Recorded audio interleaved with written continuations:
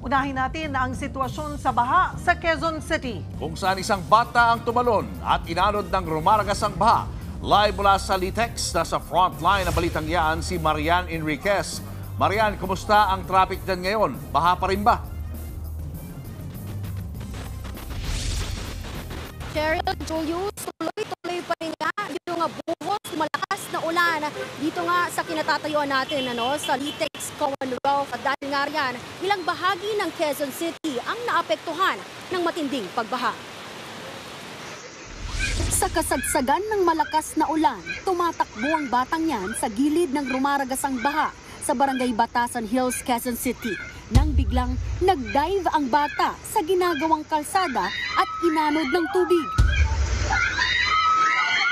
Napatalo ng lalaking nakaputing sando para sa gipina ang bata. Matapos ang ilang minuto, nasagip siya ng kapitbahay. Uy, Diyos ko, buti hindi siya lumusot dito sa pangalawa. Hindi raw namalaya ng ama ng bata na nakasunod sa kanya ang anak. Vlogger! Ganito naman ang eksena sa kahabaan ng Commonwealth Avenue sa Quezon City kaninang hapon.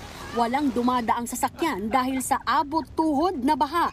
May ilang malalaking sasakyan na naglakas loob na lusungin ito. Pero ang motor na ito, tumirik sa gitna ng baha. Bulak! Bandang Litex, bumper to bumper ang traffic. Pahirapan din ang pagsakay ng mga commuter.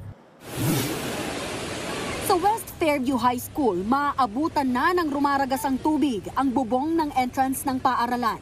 Stranded tuloy ang ilang estudyante kaninang umaga dahil sa hanggang bewang na taas ng baha. Ganyan din ang sitwasyon sa Dahlia Avenue. Grabe, bewang na. Sa Barangay Katipunan sa Quezon City, hanggang bewang na ang taas ng tubig. Pinaalalahanan ng mga residenteng lumikas na huwag munang bumalik sa kani-kanilang bahay dahil posible pa ring magtuloy-tuloy ang pag-ulan. Nasa Barangay Hall at Covered Court ang evacuation center sa Barangay Katipunan. Nagsagawa na rin ng preemptive evacuation sa Barangay Bagong Buhay, habang sa intersection ng Barangay Santo Domingo at Maria Clara Street, nag-deploy na rin ng rescue boats para mag-rescue ng mga apektadong residente. Nalubog din kasi sa baha ang lugar.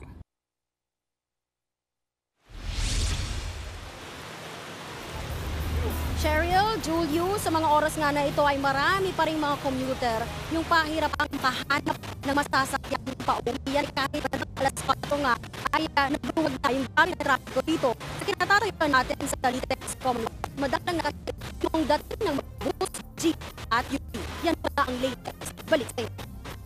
Maraming salamat at mag-iingat kayo dyan, Marian Enriquez. Mga kapatid, Julius Babaw po. Para sa komprehensibo at makabuluhang balitaan at talakayan, mag-follow at mag-subscribe na sa social media pages ng News 5.